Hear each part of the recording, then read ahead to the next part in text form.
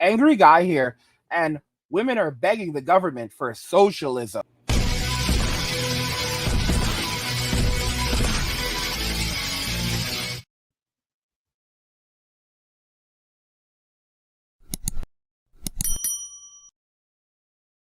Women are begging the government for socialism. Let's just go ahead and jump right into this article. So, as you guys can see on the screen, this is pretty intriguing. It says new survey shows Gen Z is not thrilled about capitalism. And here's a sign: capitalism isn't working. Another world is possible, and it shows a long unemployment office in that picture. So the new survey shows that Gen Z, the newest generation of young professionals, they're not really professionals. They can't read, write, do simple math, and have no communication skills. They lack soft skills and hard skills. They're not professionals. They're grifters. Like what are those terrible people? Like is it Kate? Not Kate. Kate's a good person. Like Megan and Harry. They're total grifters. But yeah, Gen Z, the newest generation of young professionals, is known for their love of technology, trendy fashion choices, and now a distrust of capitalism. According to a new survey conducted by Business Insider, many Gen Zers actually reported that they prefer socialism as opposed to capitalism in regard to economic structure, and their reasoning is quite interesting. So, before diving into the next generation's collective opinions on the economy, it's first crucial to understand what the difference between these two systems is. Of course, there are many various variations of both, but the general idea is that capitalism is a system which trade and industry are controlled by private owners for profit, whereas socialism advocates for sale and industry to be owned and regulated by the community, not the individual. Basically, they would take away the rights of people like me to run my business and effectively take control of my business. This is a frightening notion. This is socialism. All right. So instead of a private individual being able to own and operate their business, all right. So instead of private owners for profit, whereas so I'll read that again. Capitalism is a system in which trade and industry are controlled by private owners for profit, right? Whereas socialism advocates for sale and industry to be owned and regulated by the community, not the individual. Sale and owners. What the heck is this? This is madness. Owned and regulated. My God. So they would have ownership over my business. They could take whatever they want from me. Guys, this is insane. This is absolutely insane. Like, who wants to live under this? Oh, wait, Gen Z. Since its inception in 1776, the United States has boasted about its successful capitalist economy, and Americans have historically agreed with the idea that capitalism created the country itself, and this system defines the American dream. However, it now seems that the younger generation doesn't agree. What they're actually pushing for are measures that are more restrictive than the CCP. Because over there, you actually do have a form of capitalism. It's because of capitalism why they've been able to build that country out. Gen Z is looking for something more in line with communism. In July 2023, Business Insider asked more than 1,800 Americans, including over 600 Gen Zers, a few questions regarding how they feel about work, money, and connection. Specifically, they asked them how they felt about capitalism versus socialism, and while 42% reported that they didn't have a preference or didn't know how they felt, 29% agreed that they would prefer socialism over capitalism. Gen Zers are just different. At almost 30%, Gen Zers had the highest percentage of people of any generation who disagreed with capitalism in favor of socialism, so even higher than the millennials. And in general, it seems that the reason why so many of the younger generation feel this way is because they are frustrated with widespread economic inequality throughout the country. This group of people are jokers because they don't want to work even more than 5 hours a day or 4 hours a day, and they don't even want to work every day. Guys, what they're fighting for is for someone else to do the work for them and allow them to have stress-free lives where basically everything is provided for them. This is where they're headed. Where they're headed is basically in a place where they want to say that work should be a choice. You should have the choice if you want to work or not. You should be able to choose if you want to work or not. And and housing, utilities, clothing, food, basically all necessities of life should be provided to you by the government. And then from there, you can decide if you want to work or not. Now, let me make this very clear. There are many other countries that where the government does provide, more to the people in the country, if necessary. So, for example, if you're homeless or so forth, they'll help take care of you. But what Gen Z is talking about is literally having the option to work or not work. In other words, it's not a matter of, I'm not doing well in life and I need help. So the government will help me get me back on my feet. They're not talking about that. They're literally saying that you should be able to choose if you work or not. So you should basically automatically be able to apply and receive money from the government, or it should just come to you naturally as a part of your livelihood. So you should receive money from the government. You should receive housing from the government. You should not even have to. You shouldn't have to argue for these things. These things should simply be handed to you, and you should then decide whether you work or not. So Gen Z does not actually want to contribute anything to society. They want to underserve society. And these are the same people that think that we cannot survive without them as a society. Gen Z are only 15 years older than the millennials. It's like, but of course, they're so bad at math that they cannot comprehend that their blip of a generation, which is, by the way, smaller than the millennials, are not really necessary. They think that the world will come to an end if they don't exist and they don't have children. They've lost their minds. They're only a 15-year generation. Really, a generation should be longer. But if we're measuring them, 15 years. Okay, Gen Alpha is right behind them. A lot of these Gen Zers don't even realize that within 10 years, many of them will have now reached an age where they're no longer even desirable to a lot of men. So, for example, in 10 years, I'll be 50. In 10 years, I'll be 50, and the youngest Gen Alphas, the generation after Gen Z, will be around 23, 24. So when I'm 50 years old, I'm still young for my age. I'm still young as a man. All right. So if I'm making a good amount of money, I have resources, I have wisdom, I take care of myself, I look good. What do you think I'm going to be looking for a woman in her 30s? I'll be looking for a woman who's maybe in her mid 20s, all right, or in her early 20s, and the Gen Zers are going to go, ew, how dare you, guys? This is they don't understand reality. Gen Z does not understand reality because many of them will now be firmly in their 30s, pushing 40 in 10 years. Okay, the oldest Gen Zers will be around 36, 37 in 10 years from now. So they'll be pushing 40 in 10 years. And the youngest will be approaching their late 20s. Okay? So it'll be a young man's game. It'll be a young woman's game. So these people don't understand that they're not necessary. They are not necessary at all. And most men throughout history have not had children. So it's kind of like they don't get it that they can be completely passed over. Completely passed over. They are not necessary for survival of mankind. But they're so crazy and narcissistic that they can't see this.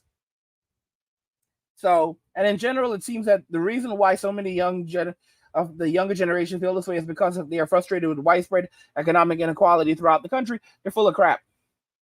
Full of crap. Okay, so what Gen Zers have to say? One Gen Zer, Mariana Picora, because of course it's very much young women. The Gen Z guys are also terrible, but this is very much Gen Z women. Mariana Picora, who works as the communication director of Voters for Tomorrow, explained, seeing corporate greed in the news every single day makes it understandable that we would want something better. It seems that their problem doesn't lie with the hyper wealthy, but with the fact that there isn't enough help for those at the bottom. What's problematic about Gen Z, what they don't realize is that the market can correct itself.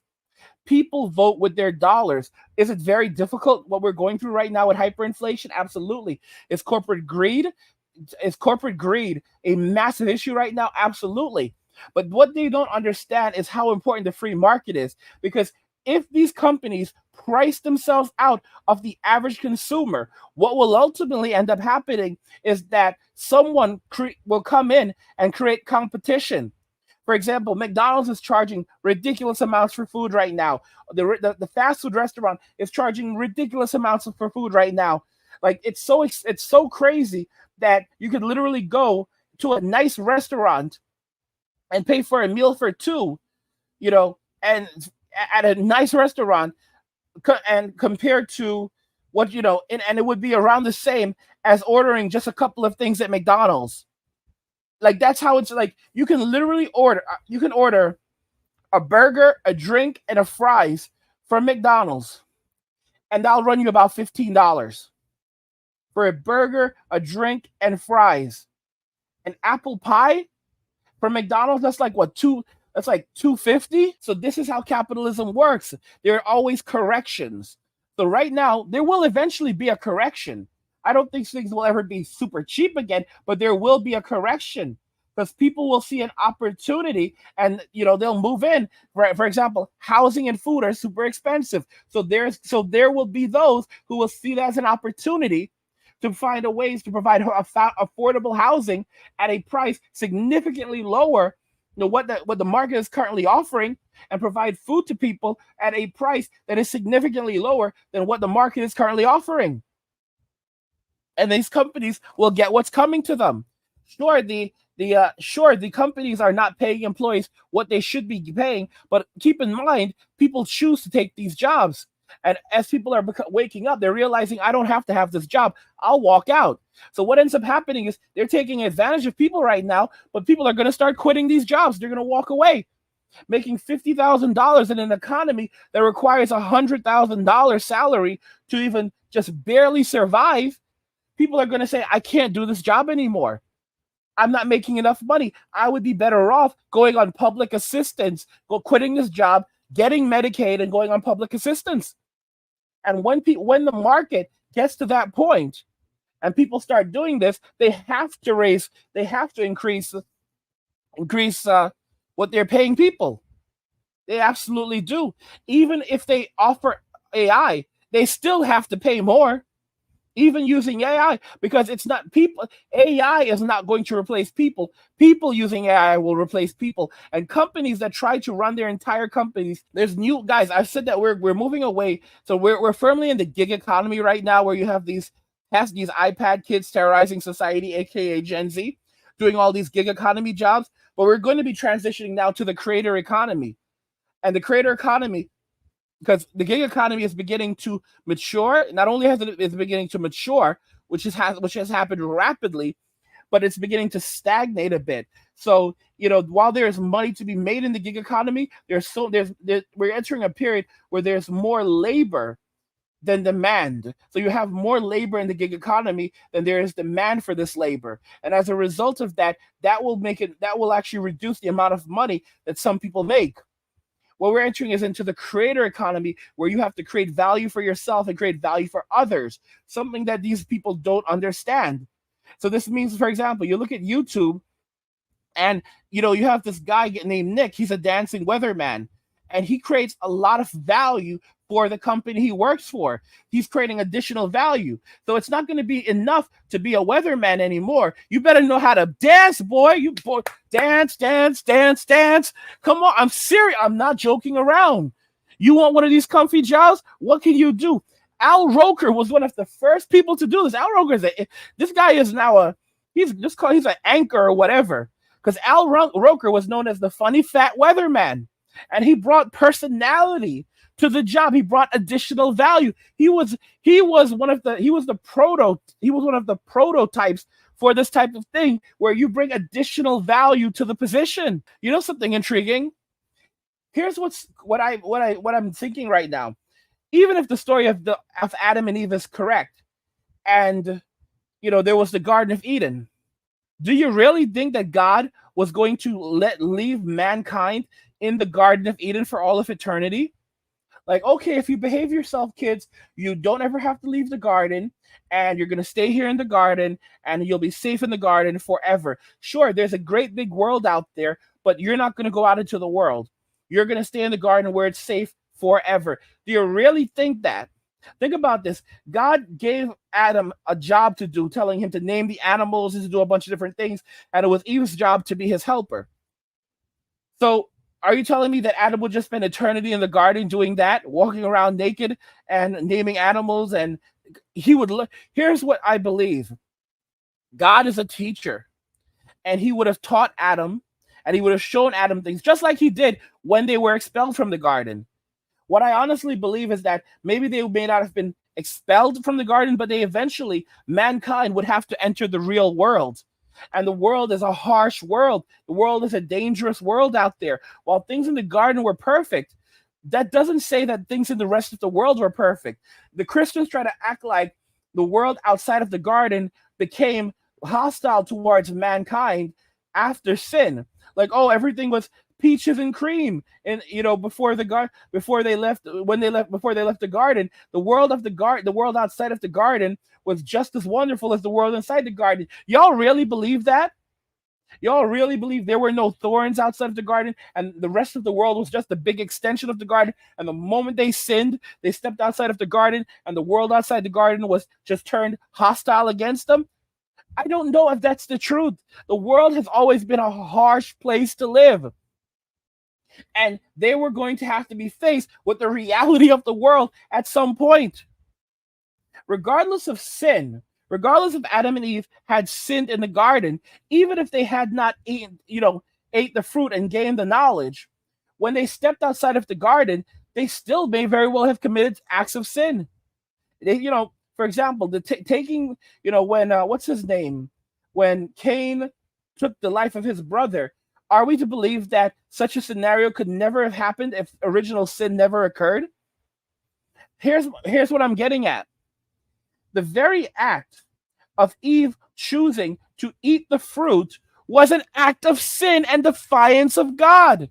So even without the knowledge of the fruit, she made the decision that she wanted the power of God. Think about the logistics of this. She sinned before she had any knowledge of sin, of good and evil. Use your heads. God told them, don't do this. Hence, it was an act of defiance. It was an act of sin. It was an act of rebellion. It was an act of disobedience. So the very act of doing this was an act of sin. And they made the choice to sin before they ate the actual fruit. So maybe they would have gained some awareness, some conscious awareness of the world around them, but they chose to sin before they did anything.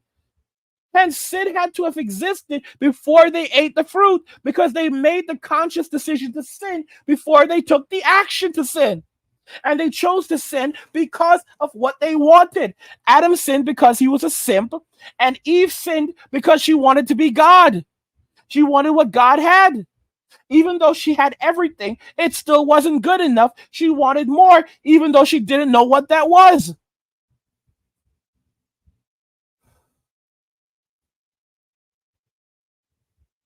This is a very intriguing topic. Very, very intriguing topic. What do you guys think regarding all of this? Women are begging the government for socialism.